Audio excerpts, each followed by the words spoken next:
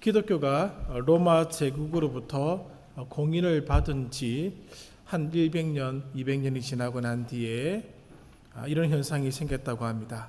사막 교부들이 생겨나기 시작했습니다. 사막으로 들어가서 하나님과 1대1 영적인 교제를 나누는 그런 무리들이 생기기 시작했다는 것이죠. 왜 그런 무리들이 생겼는가 하면은 교회가 너무 강력해졌기 때문에 그렇다고 합니다. 지난 수백 년 동안 핍박을 받아오던 교회가, 기독교회가 이제 공인이 되고 핍박이 사라졌습니다.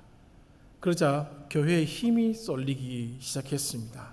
그리고 힘이 쏠리게 되자 교회가 통속적으로 변질되기 시작했습니다. 여전히 사람들은 교회를 많이 찾아왔고, 그러나 교회에서 예수 그리스도의 제자로서의 삶은 점점점 없어지게 되었던 것이죠. 그래서 교회의 세속화를 막기 위해, 세속화의 제동을 걸기 위한 운동으로 사막에 교부들이 생겨나게 된 것입니다. 그들은 사막에서 기도할 때에 이렇게 기도했다고 합니다. 부자가 되기를 위해서 기도하지 않았습니다. 명예나 권력을 얻기 위해서 기도하지도 않았습니다. 건강하게 살면서 장수하기 위해서도 기도하지 않았습니다. 그들은 이기적인 사역을 충족하기 위해서가 아니라 그 사역에서 구원되기 위해서 기도했다라고 알려져 있습니다. 지금의 교회의 모습과 한번 비교해 보시기 바랍니다. 교회는 그 옛날 어떤 시절보다 힘이 강한 시절을 맞이했습니다. 교회 세속화는 급속도로 진행되었죠. 한국 교회 세속화가 언제부터 진행되었느냐, 물론 학자들마다 견해가 다를 수 있겠습니다만은 1938년 전후로 보고 있습니다. 불과 복음이 들어온 지 50년이 지나지 않아서 교회는 세속화의 길을 걷게 되었다라고 하는 것이죠. 우리가 생각했던 것보다 더 훨씬 빨리 세속화의 길을 걸었던 것입니다. 그리고 여전히 교회를 찾는 사람은 많습니다만은 제자도에 관심을 가지고 있는 성도들은 극히 적다는 것이죠. 오늘날의 기도를 보시면은 안전과 풍요를 위한 기도뿐일 것입니다. 하나님이 우리의 편이 되셔서 멋진 삶을 살게 해주시고 불편함이나 혼란이나 고통이 없는 안전한 길을 가게 해주기를 오늘 우리는 기도하고 바라고 있다라고 하는 것이죠. 2002년에 하나님의 부르심을 받은 헨리 나우엔이라는 사람이 이런 기도의 정의를 내렸습니다.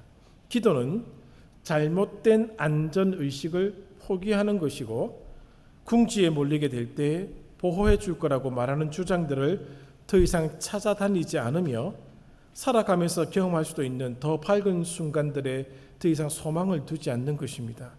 기도를 한다는 것은 하나님이 우리 속에 있는 하찮은 마음을 충족해 주실 거라는 기대를 버린다는 것입니다.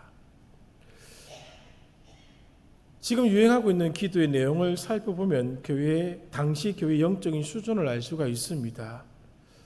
왜 우리가 이런 기도를 드리게 될까? 기도에 대해서 몰라서가 아닐 것입니다. 나우엔과 같은 기도를 하기 싫기 때문에 그럴 것이죠. 그래서 기도는 위험한 것입니다. 기도는 결코 쉽지 않은 것이 바로 여기 있는 것이죠. 우리가 원하는 것은 우리의 멋진 삶을, 불편함이 없고 혼란이 없고 고통이 없는 안전한 삶을 원하지만은 그런 삶은 있을 수도 없고 하나님은 결코 우리를 그런 식으로 인도하지 않을 것이다라고 하는 것이죠. 그것을 알고 있었던 헨리 나우엔은 그렇게 기도하지 말 것을 우리에게 요청하고 있는 것이죠. 다시 한번 주기도문을 살피면서 오늘 우리의 기도가 어느 자리에 와 있는지를 한번 점검해 보셨으면 좋겠습니다. 오늘 본문은 주기도문에서 난해하다고 여겨지는 구절 중에 하나입니다. 난해한 구절이라는 것이죠. 우리는 별 생각 없이 이렇게 주기도문을 낭송합니다. 하늘에 계신 우리 아버지여. 하늘에 계신.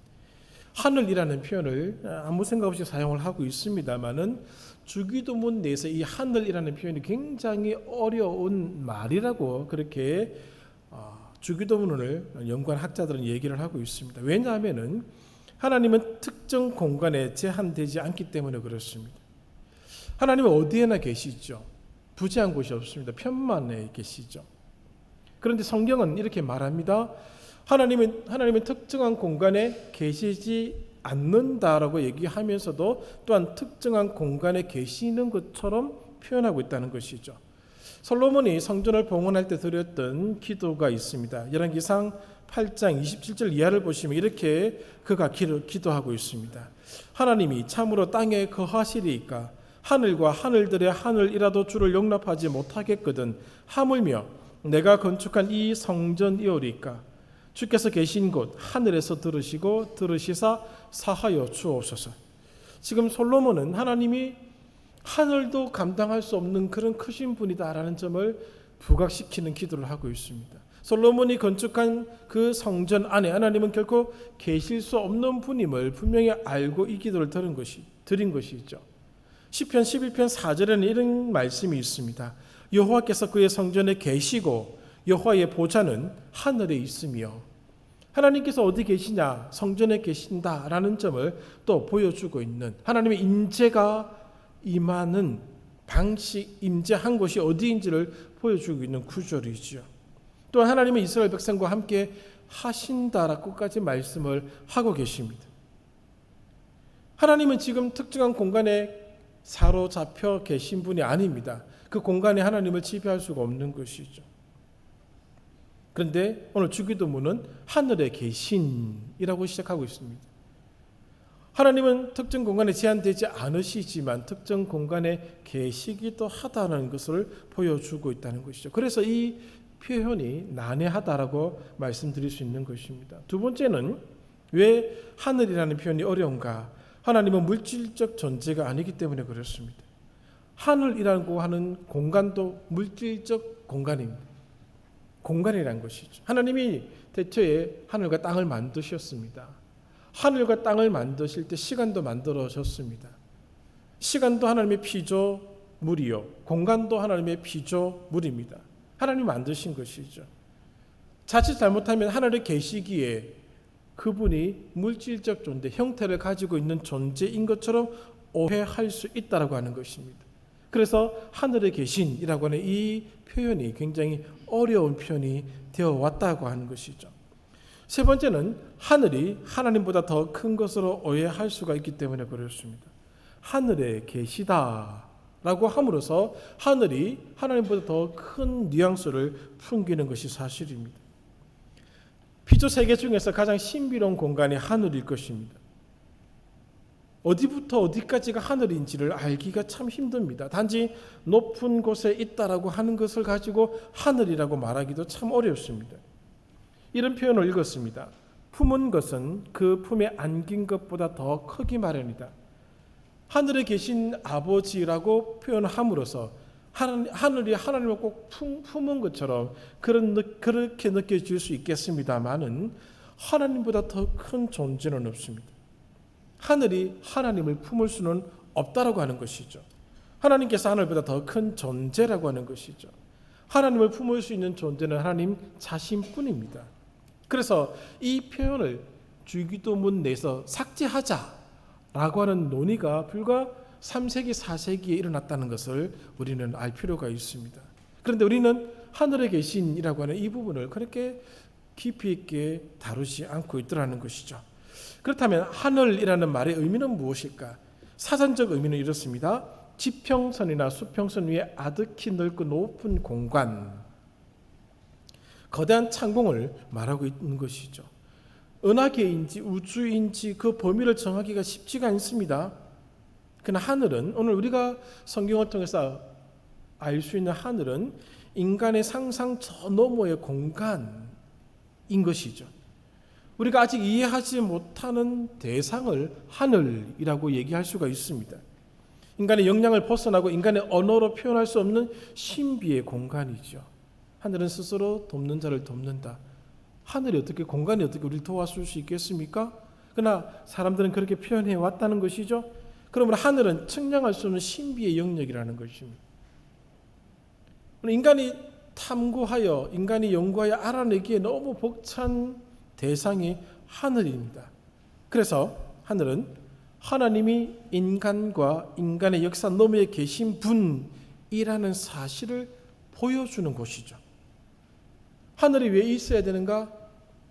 인간이 알 수 없는 그 하나님이란 분이 계신 그곳에 그것이라는 것을 알려주기 위해서 하늘이 필요하다는 것이죠. 인간의 역사 너머에 계신 분이 계심을 알려주기 위하여 이 신비로운 공간이 있어야 한다는 것입니다. 하늘에 계신 분은 땅에 발을 딛고 살아가는 인간이 감히 접할 수 없는, 건접할 수 없는 그런 분이십니다. 땅이 인간의 탐구 영역이라고 얘기하고 있습니다. 그러나 하늘은 인간의 이해와 상상을 넘어서는 영역이죠. 인간의 이성으로 알 수 없는 영역이라는 것이죠. 하늘을 규정 짓는 것조차 우리는 어렵습니다. 땅이 시간과 공간이 존재하는 모든 것을 말할 때 사용되는 용어입니다. 대신 하늘은 시간과 공간을 벗어난 무한의 영역임을 우리는 잘 알고 있죠. 하늘은 하나님의 보좌가 있는 곳입니다. 땅은 하나님의 발판입니다. 하나님의 발판에 살고 있는 존재가 하늘을 어떻게 알겠습니까? 그리고 그 하늘보다 크신 분을 어떻게 감히 이해하고 알아갈 수 있겠느냐는 것이죠. 그런데 우리는 그 분을 아버지라고 부른다는 겁니다. 아버지요. 아빠라는 용어로 쓰고 호칭하고 있다는 것이죠. 하늘의 신비도 감당할 수 없는데 그 하늘의 신비가 감당할 수 없는 그 하나님을 우리가 감히 아버지라고 부르고 있다는 것이죠. 바로 이분이 우리의 기도의 대상자가 되는 것입니다. 우리의 이성과 논리와 사고와 이해를 넘어선 영역에 계신 분을 우리는 지금 아버지라고 부르고 있습니다. 미지의 영역에 계신 분이 우리와 조우하며 관계를 맺고자 한다는 것이죠. 이것이 기도의 신비입니다. 기도가 응답되는 그 과정 속에서 일어나는 것이 신비가 아니라 이미 기도를 한다고 하는 것 자체가 신비라는 겁니다. 신비로운 존재 앞에 신비로운 오늘 방법으로 우리가 다가서고 있는 것이지요. 우리가 기도할 때 잘 조심해야 될 것은 우리가 기도 응답받은 그 몇 가지를 가지고 하나님을 다 아는 것처럼 얘기하는 그런 우를 보면서는 안 됩니다. 나의 경험 속에 일어났던 기도의 응답이 전부가 아니라는 것이죠. 조시 뮬러가 5만 번의 기도의 응답을 받았다고 알려져 있습니다. 그래서요. 그가 5만 번의 기도 응답을 받았다고 해서 그가 하나님을 제대로 알까? 알아낼 수 없는 존재라는 것이죠. 우리가 하나님 앞에 기도 응답 받았다고 해서 하나님 이런 분이야 이렇게 기도하면 돼 이렇게 저렇게 마구마구 가르치고 얘기하는 사람들이 너무 많습니다. 감히 하늘도 모르는 존재가 하나님을 안다라고 얘기하고 있는 그런 우를 범하고 있는 것이죠. 기도는 굉장히 어렵고 위험한 것입니다. 하늘도 알지 못하는 인간이 하늘을 지은 존재 앞에 서는 시간이 기도입니다. 기도의 시간입니다. 얼마나 위험한 순간인지 우리가 알고 기도해야 된다는 것이죠. 기도는 어려운 것입니다. 오늘 우리의 기도의 모습을 좀 이 구절을 통해 살펴보고자 합니다. 첫 번째는 하늘에 계신이라는 표현은 우리가 기도하는 대상의 크기를 보여주는 표현입니다. 인간은 하늘의 신비를 가늠할 수가 없습니다. 우주는 신비 그 자체지요. 많은 천문학자들이 알기 위해서 노력합니다마는 태양까지 가보지도 못한 존재가 감히 우주를 다 논할 수 있겠습니까? 그 우주도 하늘도 하나님의 영광을 담아낼 수가 없습니다. 하나님의 영광을 찬양하기 위해서 있는 것이지 그 영광을 품기 위해서 있는 것은 아니다라고 하는 것이죠. 하나님의 영광은 우리의 이성 상상 너머에 있습니다. 오늘 주기도문을 낭독하면서 오늘 우리는 하나님의 신비 그 크기를 생각해야 된다는 것이죠. 솔로몬이 자신의 성전 봉헌 기도에서 드러냈던 것처럼 하늘도 감당할 수 없는 분이 바로 하나님이십니다. 이 점을 기억하고 기도한다면 우리의 기도가 달라질 것입니다. 그러면 하나님을 제한하지 마시기 바랍니다. 내가 알고 있는 하나님의 모습이 전부가 아닙니다. 우리는 그런 사람을 참 많이 보았습니다. 기도했는데 내가 원하는 기도의 방법대로 응답되지 않는다고 해서 하나님 없어 그렇게 얘기하는 사람을 참 많이 보았습니다. 하늘도 모르는 자가 하나님이 있다 없다 얘기할 수가 없는 것이죠. 우주를 알 수 없는 자가 우주를 만드신 분을 함부로 논할 수는 없는 것입니다. 하나님은 인간의 기준에 의해서 제한될 존재가 아닙니다. 과학이라는 이름, 논리라는 이름은 인간이 만든 것이죠. 논리학이 어디서 나왔습니까? 아리스토텔레스가 논리학을 시작했습니다. 인간이 만든 산물입니다. 인간의 기준, 인간의 논리에서 하나님 판단될 뿐이 아닙니다. 과학이라는 이름으로 하나님을 검증할 수 없습니다. 하나님은 인간이 청량할 대상이 아닙니다. 왜 하늘에 계신 아버지여라고 가르쳐 주셨을까? 오늘 우리가 기도하는 기도의 그 대상자 되신 그분은 인간의 힘으로 측량할 수 없는 분임을 알고 기도하라고 하는 것이죠. 우리 이성으로 판단할 수 있는 분이 아니라는 것입니다. 함부로 얘기할 수 있는 분이 아니라는 것이죠. 하나님에 대해서 이렇다 저렇다 얘기할 수 없는 분이 바로 하나님이라는 것을 알려주고 있는 것입니다. 인간의 감정과 상황에 따라 추측할 대상이 아닙니다. 내 기분이 나쁘다고 해서 하나님이 응답하지 아니하시고 내 기분이 좋다고 하나님이 응답하셨고 그런 것 아닙니다. 나의 상황과 나의 감정과 나의 그 어떤 것을 가지고 하나님을 논할 수가 없다는 것이죠. 그래서 하늘에 계신 분이십니다.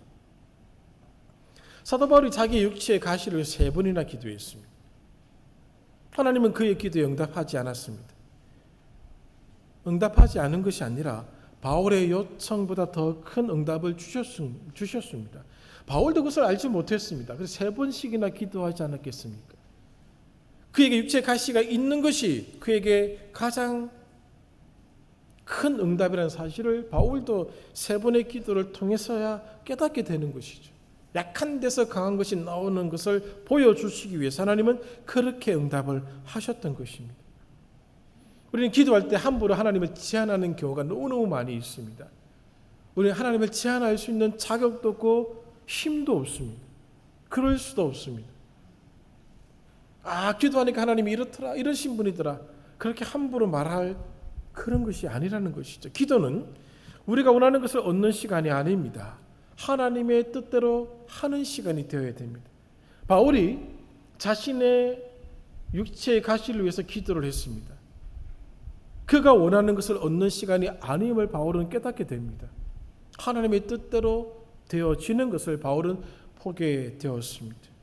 그것이 기도라는 것이죠. 그래서 하늘에 계신이라고 우리에게 기도를 가르쳐 주신 것입니다. 두 번째는 하늘에 계신이라고 주기도문을 시작하면서 우리의 기도가 땅과 관련된 것만 청원해서는 안 된다는 것이죠. 주기도문을 보시면 3가지의 청원이 있습니다. 하나님께 바치는 3가지의 청원이 있고 우리가 땅에서 요구하는 3가지의 청원이 있습니다. 그런데 오늘 우리의 기도는 땅과 관련된 것만 청원하고 있다는 것이죠. 땅의 신비는 하늘의 신비를 능가할 수가 없습니다. 하늘의 신비가 더 큰 것이죠. 그런데 우리의 기도는 땅과 관련된 것으로 채워지기를 원하고 있더라는 것이죠. 공간의 확대입니다. 아브라함 요사 헤셀의 안식이라는 책을 한번 읽어보십시오. 도서관에 있습니다. 안식은 시간 안에서 하나님을 만나는 아주 신비로운 경험입니다. 그런데 우리는 공간에 갇혀 있어서 공간의 확대만을 원하고 있더라는 것이죠. 오늘 우리가 이 땅에서 드리고 있는 대부분의 기도는 공간의 확대입니다. 17평에서 살다가 35평에서 35평에서 살게 해달라는 공간의 확대이죠. 이만큼의 권력을 가지고 있는 사람이 이만큼의 권력을 달라고 요구하는 공간의 확대. 지금 러시아와 우크라이나의 전쟁이 무엇이죠? 땅 따먹기 아니겠습니까? 공간의 확대입니다. 중국과 미국의 패권 다툼도 뭐죠? 더 넓은 공간을 확보하고 더 넓은 공간을 지배하기 위한 싸움이지 않습니까? 이 땅에서 일어나는 모든 것은 공간의 확대입니다. 감히 하늘의 신비를 알지 못하는 자들이 오늘 우리는 땅의 확대, 공간의 확대를 기도하고 요구하고 있더라는 것이죠. 공간이 확대되면 어떻게 하시겠습니까? 기도가 멈추게 된다는 것이죠. 기도는 이 땅에 관련된 것과 물질이 중심이 되면 안 됩니다. 기도가 아니라는 것이죠. 기도는 세상 일 때문에 하는 게 아닙니다. 세상 일 때문에 한다면 그러면 건강을 위해서 기도했는데 건강이 주어지면 더 이상 기도하지 않겠다는 것입니까? 당면한 문제가 해결된다면 기도할 이유가 없어지게 되는 것이죠. 오늘 우리가 대부분 기도하지 않는 이유는 기도할 문제가 없기 때문에 그렇습니다. 정말 다급하고 위급한 일이 생기면 엎드립니다. 하지 말라고 해도 기도합니다. 그러나 언제부터인가 오늘 우리 기도가 땅의 것만, 땅의 공간을 확대하는 기도를 하다 보니 그것이 채워지고 난 뒤에는 기도하지 않더라는 것이죠. 기도의 자리가 비어가는 이유가 바로 거기 있는 것이죠.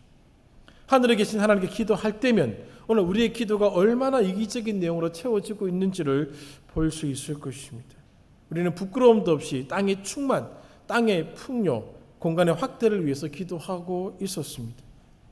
하늘에 계신 하나님께 기도하는 자의 기도의 목적은 우리의 삶의 편안함을 위해서 그 삶을 편안하게 만드는 데 있지 않습니다.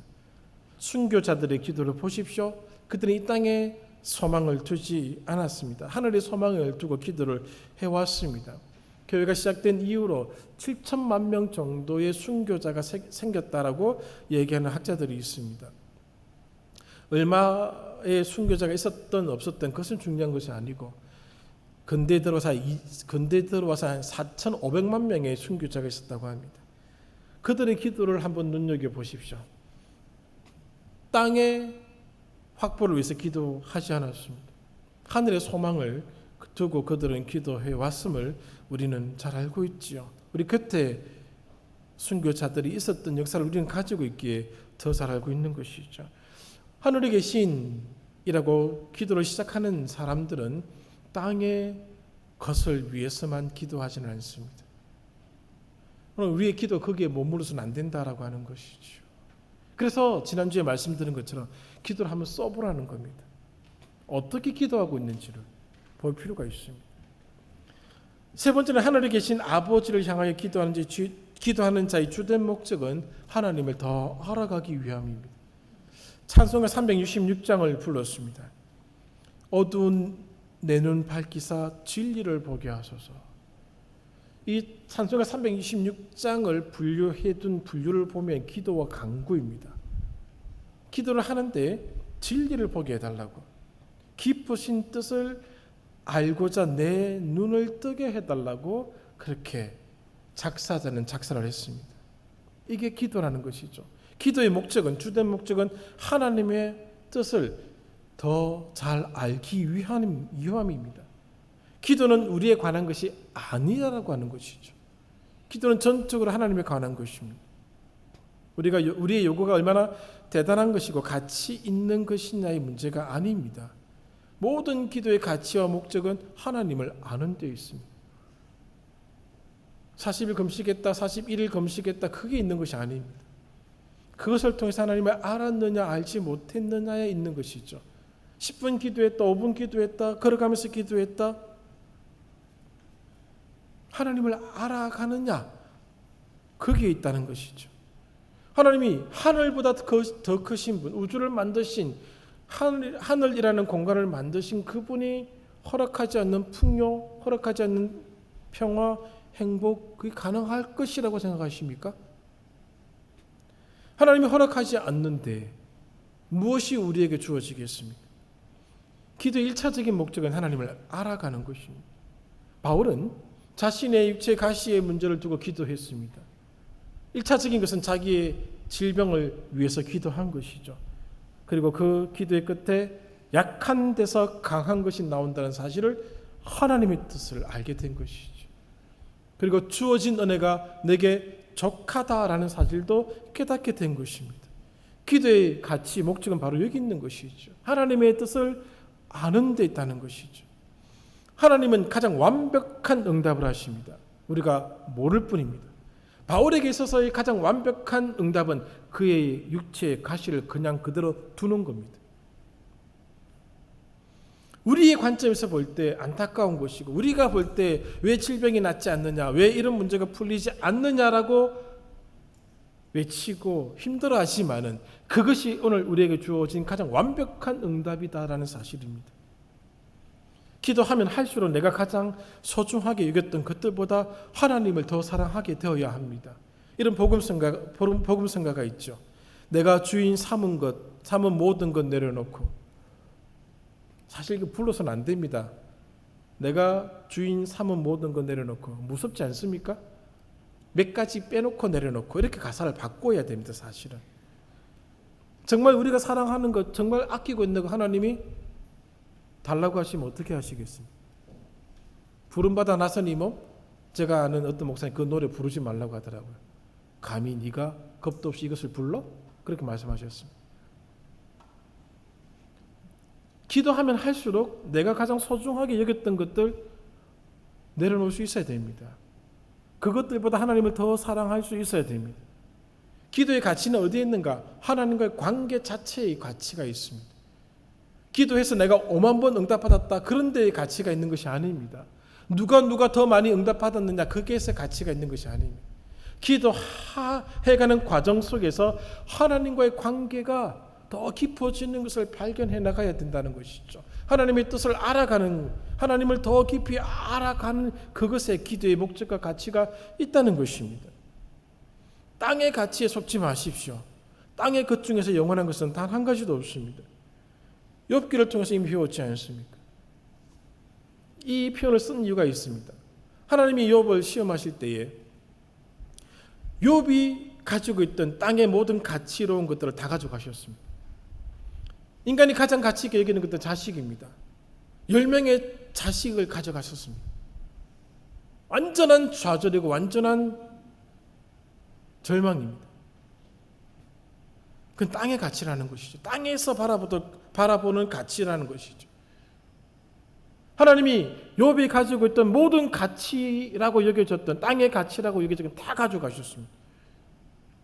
그 땅의 가치와 가치의 무게와 하늘의 가치의 무게를 하나님은 저울질하시면서 욥에게 묻고 계신 것이죠. 땅의 가치는 얼마든지 회복할 수가 있습니다. 땅의 가치에 속지 마십시오. 그 땅의 가치, 공간의 확대가 이루어지지 않았다라고 해서 오늘 우리의 기도가 응답되지 않은 것은 아니다라고 하는 것이죠. 주님께서 하늘에 계신이라고 우리의 기도를 가르쳐 주셨을 때에는 이런 깊은 뜻들이 숨겨져 있다는 것입니다. 네 번째는 하늘에 계신이라고 기도하는 자는 세상의 염려와 자기 욕심에 익숙해지면 안 되는 것입니다. 하나님의 경이로움과 신비에 익숙해져야 한다는 것이죠. 세상의 염려, 자기 욕심에 끌려다니지 마시기를 바랍니다. 기도하는 자들은 이 세상의 염려가 이기지 못해야 됩니다.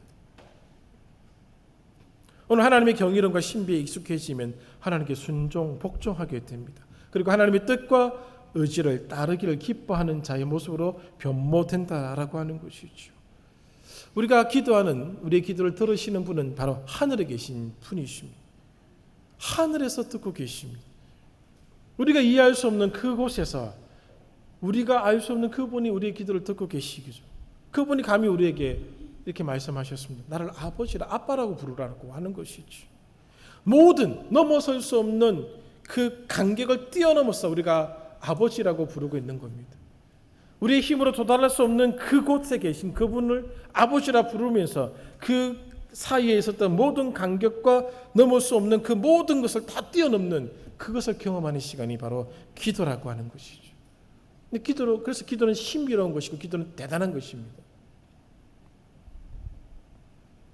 오늘 그분께 기도하는데 땅의 가치들, 땅의 염려가, 땅의 근심들이 우리를 막을 수 있겠습니까? 그 기도하는 순간 뛰어넘어 바로 그분께 직행하고 있는 것이죠. 말씀을 정리하겠습니다. 하늘에 계신 아버지께 기도하는 자들의 자아의 중심은 하나님입니다. 그러나 땅의 시선이 닿아 있는 자들의 자아의 중심은 자기 자신입니다. 하나님이 자기 중심이 된 자들은 세상의 환경의 변화에 크게 마음을 두지 않습니다. 그러나 자기 자신이 중심이 된 사람은 세상의 환경의 변화에 크게 마음을 듭니다.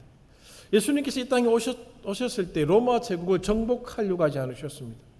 사도 바울도 복음을 전하면서 로마를 정복하자, 압제와 핍박을 이겨내고 정치적인 힘으로 극복하자, 그렇게 구호를 외친 적 단 한 번도 없습니다. 왜냐하면 그들의 삶의 중심에 하나님이 계셨기 때문에 그렇습니다. 세상은 그런 식으로 바꾸는 것이 아닙니다. 그렇게 바꿔지는 것이 아니다라고 하는 것이죠. 자기 자신이 중심이 되어 기도하는 사람들은 환경이 바뀌기를 기도합니다. 공간이 바뀌기를 기도한다는 것이죠. 그러나 하나님이 중심이 되어서 기도하는 자들은 자기가 바뀌어지는 것이죠. 생각이 바뀌는 겁니다. 이 땅의 삶은 짧습니다. 그러니까 100년을 살 수가 없는 존재들이 이제 영혼을 향하여 가게 됩니다. 영원한 순간에 영원한 하나님을 만났을 때에 땅의 끝들을 붙잡고 벌벌벌 떨면서 살아왔던 그런 모습으로 하나님을 만나 뵙게 된다면 얼마나 부끄럽겠습니까? 하나님은 땅에 계시기도 하시지만 하늘에 계신 분이십니다. 주님이 하나님께서 땅에 계신 것을 모르셔서 이렇게 하늘에 계신이라고 가르쳐 주셨겠습니까? 그것이 아니라는 것이죠. 오늘 우리는 하나님의 위대한 신비 앞에서 기도하는 것이죠. 영광께 모든 성도님들의 기도는 이제부터 달라져야 됩니다. 찬송가 366장의 가사를 집에 가셔서 다시 한번 음미해 보시기를 바랍니다. 어두운 우리의 눈이 밝혀져 진리를 보낸 그런 놀라운 역사가 일어나기를 기도하는 것이지요. 이제 땅의 끝, 공간의 확대를 위해서 애를 쓸 필요가 없습니다. 그럼 필요하시면 주시는 것이죠. 안 주실 때는 안 주는 게 옳기 때문에 안 주시는 것입니다. 두려워할 필요가 없는 것이죠. 우리의 아버지는 하나님이십니다. 오늘 하늘에 계신 그 하나님 앞에 우리는 머리를 숙이게 될 것입니다. 한 주간 기도하실 때마다 이 부분을 꼭 기억하십시오. 주기도문을 암송하고 낭송하는 시간이 될 때 이 부분에 잠깐 머물러 주시기를 바랍니다. 그래서 오늘 우리의 기도가 이제는 어제보다 더 하나님이 원하시는 기도의 모습으로 달라지기를 바랍니다. 많이 기도한다고 랄랄랄라 한다고 해서 달라진 게 아닙니다. 하늘에 계신 분 앞에 기도하는 모습을 회복하고 찾을 때 기도는 시작되고 달라지는 것이죠. 그동안 너무 잘못되게 기도를 가르쳐 왔습니다. 함부로 기도를 가르쳐 왔다는 것이죠. 오늘 주기도문은 오늘 그런 잘못된 기도의 가르침에 대한 도전입니다. 오늘 사랑하는 영광께 모든 성도님들의 기도가 이 말씀으로 달라지고 더 크시고 하나님의 신비를 맛보는 그런 기도의 자리에 임하기를 간절히 소망해 봅니다. 기도하겠습니다.